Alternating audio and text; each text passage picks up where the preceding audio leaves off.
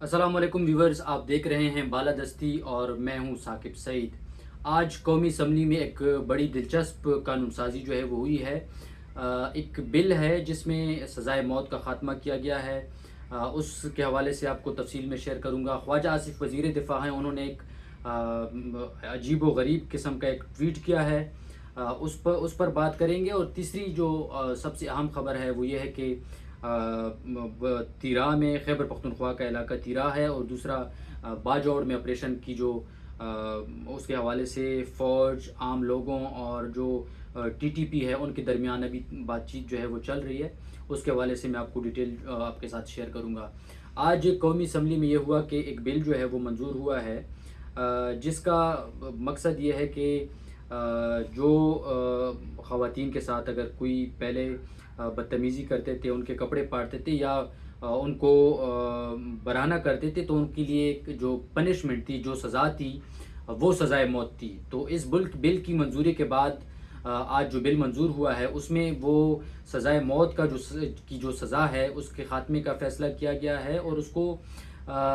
تبدیل کیا ہے عمر قید سے۔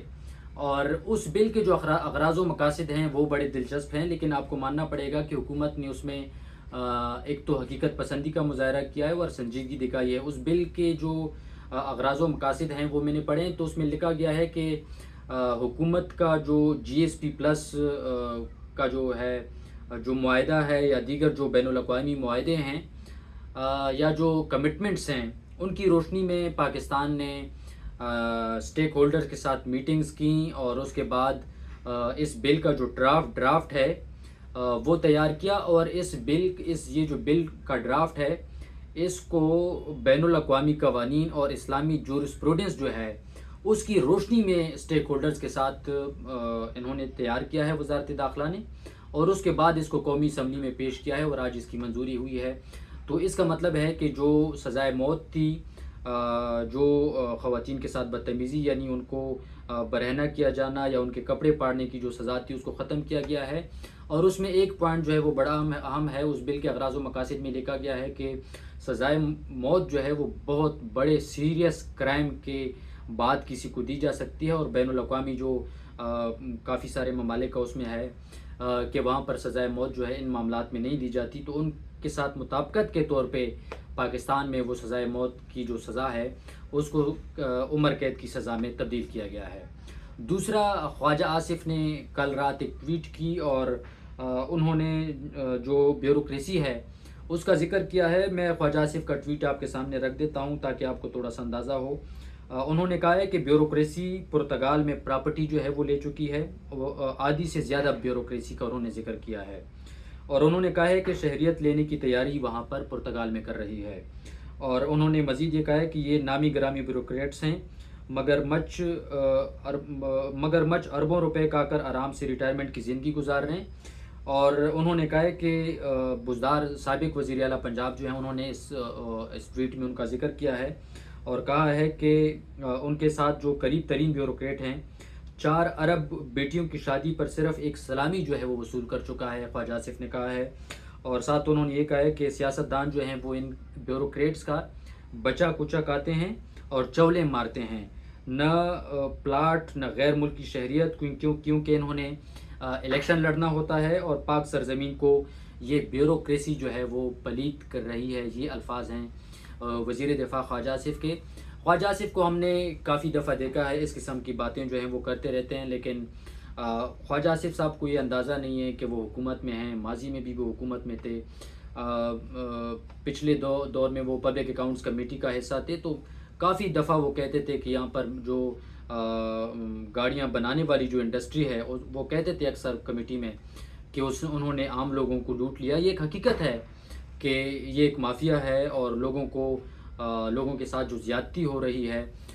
وہ اکثر مثال دیتے تھے کہ جس گاڑی کی قیمت جو 7-8 لاکھ روپے ہوتی تھی وہ 25 لاکھ پہ پہنچ گئی، لیکن خواجہ آصف صاحب یہ نہیں بتاتے تھے کہ ان کی حکومتیں گزر چکی ہیں، ابھی بھی وہ سسٹم کا حصہ ہیں۔ انہوں نے اس مافیا کے خلاف کیا کیا۔ اس ٹویٹ کے نیچے ایک جو سوشل ایکٹیوسٹ آپ کہہ سکتے ہیں، شمع جنیجو، انہوں نے اپنے ساتھ جرنلسٹ لکھا ہوا ہے، ٹویٹر پہ وہ بڑی ایکٹیو ہیں۔ انہوں نے نیچے لکھا ہے کہ آپ وزیر دفاع ہیں، آپ کا کام ایکشن لینا ہے، ٹویٹ کرنا نہیں۔ انہوں نے مزید لکھا ہے کہ کیا ملک میں ایسا کوئی قانون نہیں جو ان بیوروکریٹ سے تحقیقات کرے، اور سرکاری تنخواہ میں ان کے پاس کروڑوں اور اربوں روپے کہاں سے آئے جس سے انہوں نے پرتگال اور دیگر ملکوں میں جائیدادیں بنائیں۔ خواجہ آصف صاحب کی جب بھی آپ ٹویٹ دیکھیں تو اس قسم کے نیچے کامنٹس جو ہیں وہ اکثر آتے رہتے ہیں، اور لوگ یہی سوال بار بار ان سے پوچھتے ہیں کہ خواجہ آصف صاحب آپ وزیر دفاع ہیں، آپ کا کام کرنا ٹویٹ نہیں ہے بلکہ ان قسم کے کاموں کو روکنا ہے آپ کا کام۔ تو خواجہ آصف صاحب کی ٹویٹس کا سلسلہ جو ہے وہ ابھی بھی جاری ہے، اور آج بھی انہوں نے اس ٹویٹ کو ری ٹویٹ کیا ہے، اور انہوں نے لکھا ہے کہ ایک ویرک نامی صاحب ہیں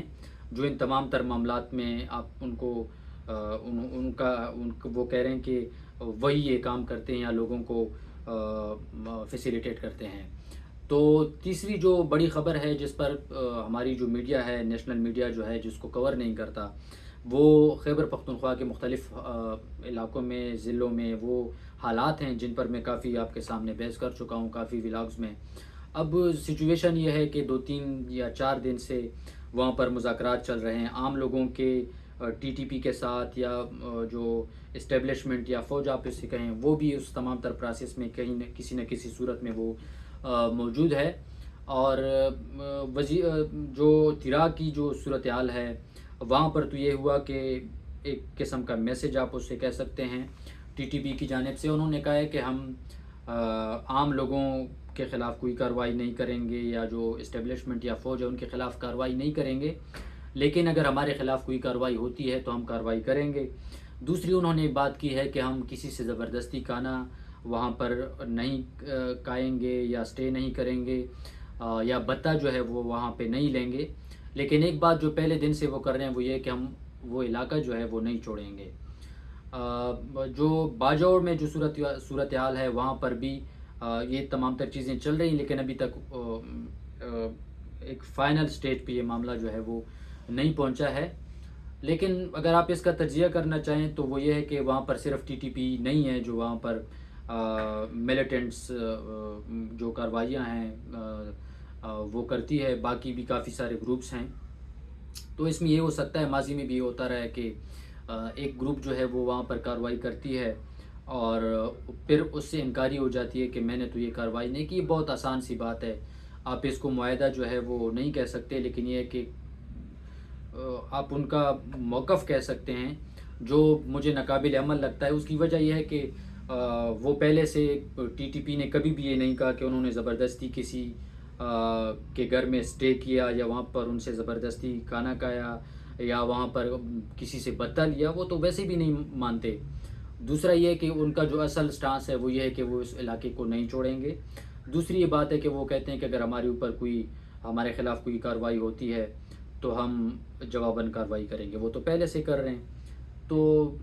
یہ کوئی اب ایسا لگ رہا ہے کہ آپریشن جو ہے وہ باضابطہ آج یا کل یا کچھ دنوں بعد شروع ہو جائے گا۔ ہو سکتا ہے کہ جو مذاکرات ٹائپ کا یہ جو مرحلہ ہے، یہ جو شروع ہے، اس سے یہ ہو سکتا ہے کہ یہ آپریشن جو ہے وہ ڈیلے ہو سکتا ہے۔ اب یہ بھی ہے کہ عام لوگ جو کہہ رہے ہیں کہ آپریشن جو ہے وہ نہیں ہونا چاہیے، ان کا موقف یہ ہے کہ چونکہ ماضی کے جو آپریشنز ہو چکے ہیں ان میں وہ در بدر ہوئے، ان کو اپنے گھر جو ہیں وہ چھوڑنا پڑے۔ لیکن اب یہ بھی ایک چیز ہے کہ اگر آپریشن نہیں ہوگا تو پھر کیا ہوگا، اگلا جو ہے وہ سچویشن کیا ہوگی، کیا آگے کیا بنے گا، کیونکہ ٹی ٹی پی تو ویسے بھی وہاں سے اس علاقے کو چھوڑنے پر راضی نہیں ہے۔ اس سوال کا جواب جو ہے وہ ابھی تک کسی کے پاس نہیں ہے، لیکن چیزیں جو ہیں وہ آہستہ آہستہ آگے جا رہی ہیں۔ اب دیکھنا ہوگا کہ اگلے دنوں میں کیا ہوتا ہے۔ ثاقب سعید کو اجازت دیجیے، اللہ حافظ۔